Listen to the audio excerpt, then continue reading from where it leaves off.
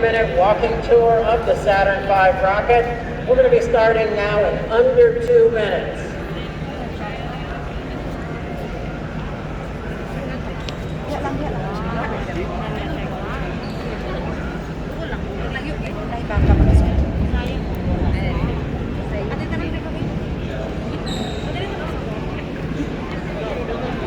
But once again, we're going to be doing a 15 to 20 minute walking tour of the Saturn V rocket.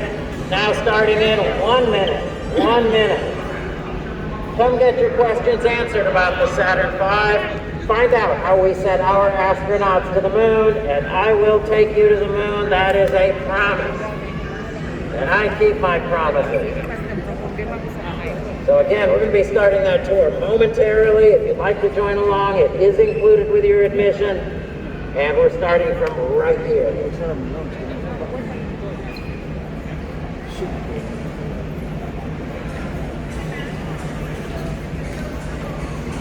All right, we're going to go ahead and get started with that tour. So once again, welcome to the Apollo Saturn V Center. My name is Richard Castellanos. I'm a communicator here with the Kennedy Space Center. Let's answer the obvious question right away. Yes, this is a real Saturn V rocket. This is not a model. However, this rocket never flew. When NASA started Project Apollo, they had 15 of these Saturn V rockets built. At the end of the program, there were 3 left over. This is one of those 3. Where are the other 2? One is located in Huntsville, Alabama. One is located in Houston, Texas. Now, if you're going to the moon, guess what? There are no rest stops on the way. No gas stations, no McDonald's, no Starbucks. You gotta bring everything with you. Your food, your water, your fuel, even your air. And that's why we needed a rocket as big as the Saturn V. To this day, this is still the most powerful rocket that has ever launched. It stood 363 feet tall, and when it was fully fueled, it weighed over 6 million pounds. Now, to get this kind of weight off the ground, you have to have a very powerful rocket engine. So for the first stage, we used the F1 engine, still the most powerful liquid-fueled rocket engine ever built. Each engine generated 1.5 million pounds of thrust.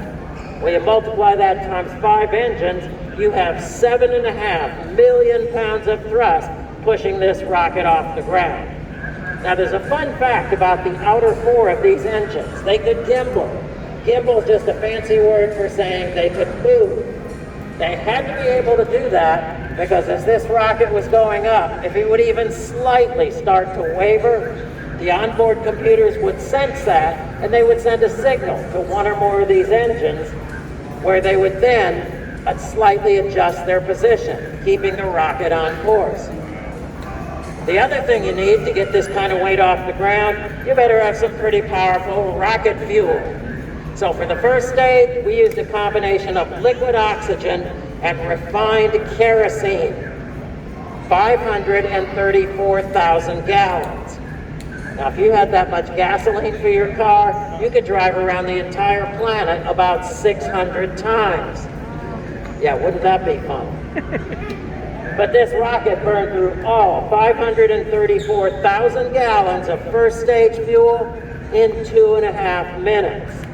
And at the end of that time, we're now about 40 miles up, and we are traveling at about 5,000 miles an hour. Now, before we move to our next location, I want to point out the display that you see over here. This is a real command and service module. These actually belong at the other end of the rocket. The command module is the silver tapered part that you see over here on the left.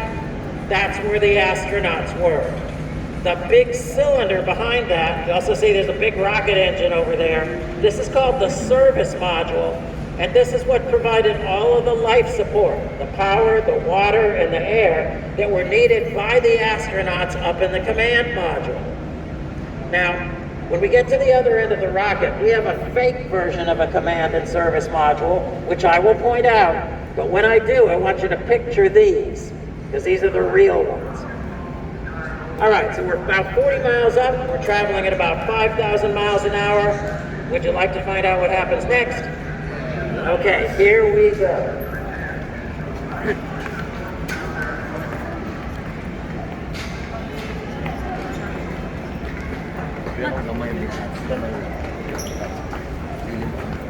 The first stage of the Saturn V rocket was built by the Boeing Corporation. It was built just outside of New Orleans, Louisiana, and it was shipped here on a big barge.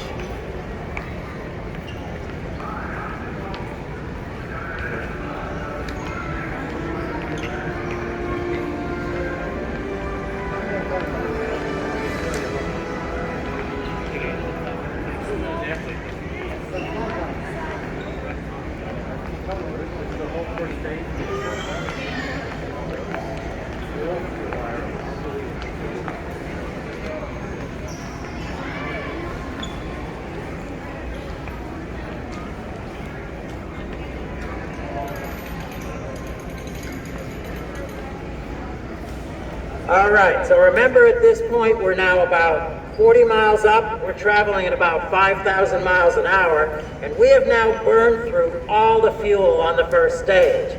The rocket now weighs 90% less than it did standing on the launch pad just 2.5 minutes ago. Well, we don't want to take the dead weight of the first stage to the moon, so we jettison it. Jettison's another fancy word for saying we let it go. It fell away down to the Atlantic Ocean. In the video that you saw before you came in here, does anybody remember seeing a ring being jettisoned? Remember that ring? That's a spacer ring that went between the first and second stages. One of the purposes of that ring is to keep those second stage engines from slamming into the fuel tanks on the first stage. Where's our spacer ring? We have no idea, it's missing. So we jettison the first stage, we jettison that spacer ring, and now we ignite our 5 second stage engines. Now you'll notice that these are smaller engines than the ones we saw earlier. These are called J2 engines. And we're now using a different rocket fuel. For the second stage and also the third stage, we use a combination of liquid oxygen and liquid hydrogen. So we ignite these 5 engines, they burn for about 6.5 minutes. And at the end of that time, we're now about 114 miles up, and we are traveling at about 15,000 miles an hour. Well, that's pretty fast, but it's not fast enough. Ladies and gentlemen, ready to find out what happens next? Okay, here we go. In the Lunar Theater will begin in 3 minutes. If you would like to join us, please proceed to the nose end of the Saturn V rocket. Thank you. The second stage of this rocket was built by the North American Rockwell Corporation. It was built in Seal Beach, California, just south of Long Beach, and it was shipped here on a boat through the Panama Canal.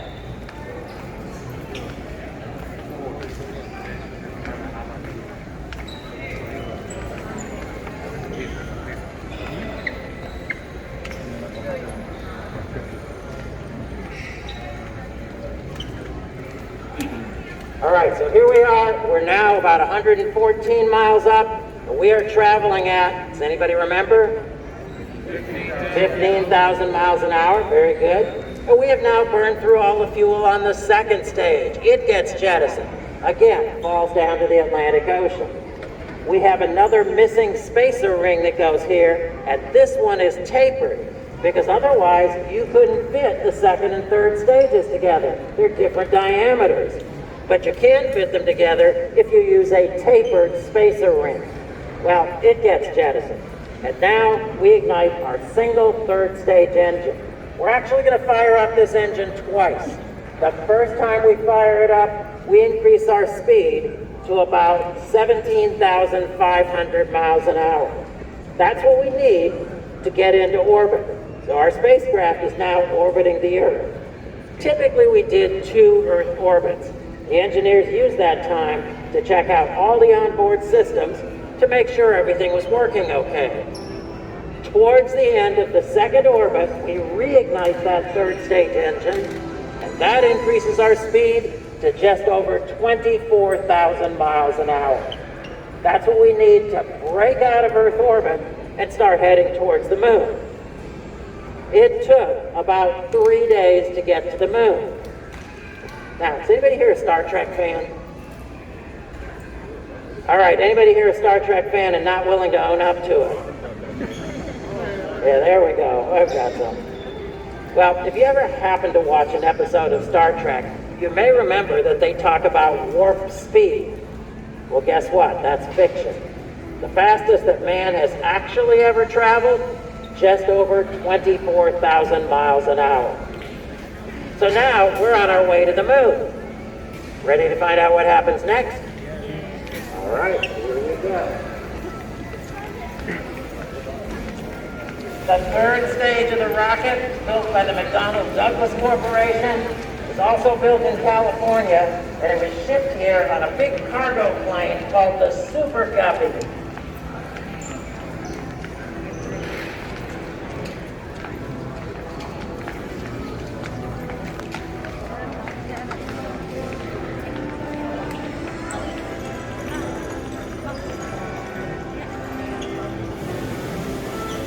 All right, so we are now on our way to the moon. Now, we still have our third stage attached, but I want to focus on this white tapered stage.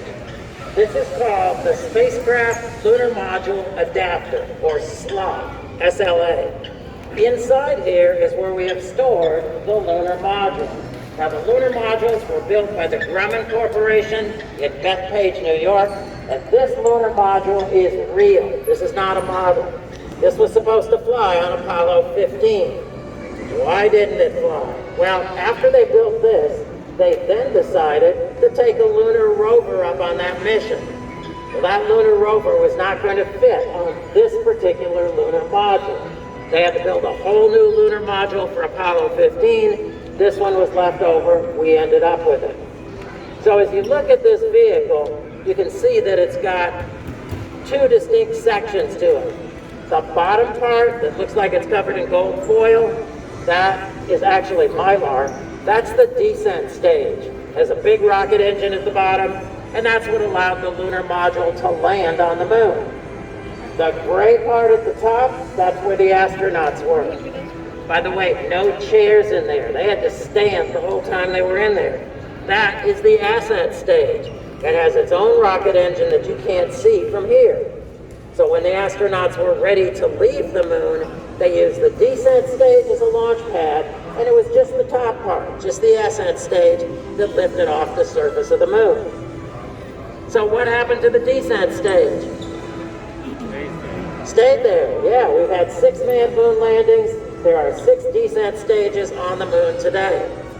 So at this point in the mission, the lunar module is inside this SLA stage, lying on its side, with the ascent stage pointed forward. So shortly after we finish that second burn on the third stage engine, and we're now on our way to the moon, the outside panels of this SLA stage opened up.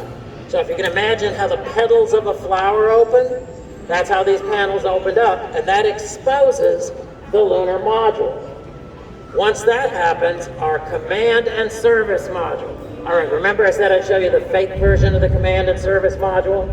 So here's our fake command module, not including the long piece way up in the front. That is the launch escape system. And at this point in the mission, that's gone. That's already jettisoned itself and it's gotten out of the way. So, fake command module, this is the fake service module.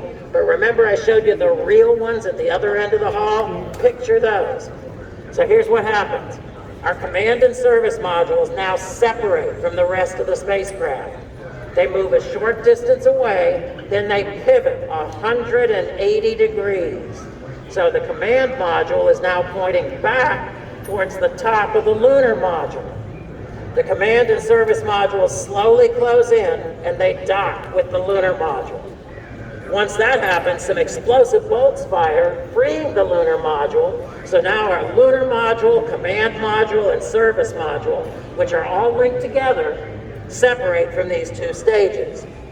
So now we no longer need the third stage or this SLA stage. They get jettisoned. But where do they go? We're on our way to the moon. We can't splash them into the ocean. So on the first couple of lunar missions, we put those stages into orbit around the sun. On the later missions, we crashed them onto the moon. Why'd we do that? Well, we had put seismometers on the moon the first couple of moon landings. We wanted to get a sense of what the moon was made of. So on the later missions, we crashed those stages onto the moon, creating an artificial moonquake, which of course the seismometers picked up. And you know what we found out? The moon is not made of cheese. Yeah, who knew, right? All right, so we're on our way to the moon. We finally get to the moon. The big engine on the service module fires, decreasing our speed so we get captured by the lunar gravity. So our spacecraft is now orbiting the moon. The two astronauts that are going to be walking on the moon, they climb out the front of the command module into the lunar module. Remember, those two are docked together. And then once they do that, that lunar module then separates from the command and service module. The third astronaut, that unlucky guy who doesn't get to walk on the moon, he stays in the command module, and the command and service modules continue to orbit around the moon. Meanwhile, the lunar module goes down, down, down, and it lands on the moon. So the two astronauts get out, they wave to the camera, they plant the American flag, they jump up and down a few times just to show how cool it is to do that on the moon. And then they go off looking for moon rocks. Whenever they're ready to come back, they climb back into the lunar module. Remember, it's just the top part, just the ascent stage. It lifts off the surface of the moon, comes back into orbit, it rendezvous and redocks with the command module. The two astronauts climb back into the command module, and at that point, we no longer need that ascent stage. It gets jettisoned. The big engine on the service module has one more critical job. It fires, increasing our speed. So we break out of lunar orbit and start heading back towards the Earth.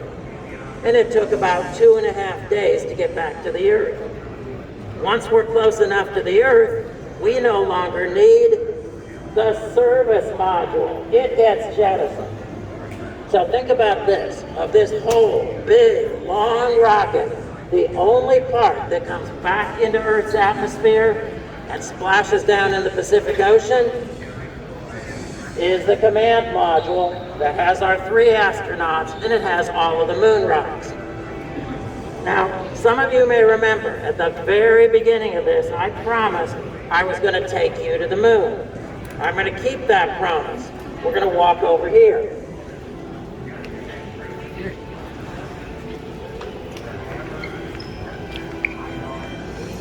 So inside this display that is behind me is a real moon rock. It is a moon rock that you can touch. So if you touch that, you can then go home and tell all your friends that you have touched the moon. And since 50,000 other people have also touched it, we do have hand sanitizer over here. So with that, that does end our walking tour. I hope you enjoyed it. If you have any questions, I'm going to stick around for a minute. Please enjoy the rest of your day here at the Kennedy Space Center. Thank you so much.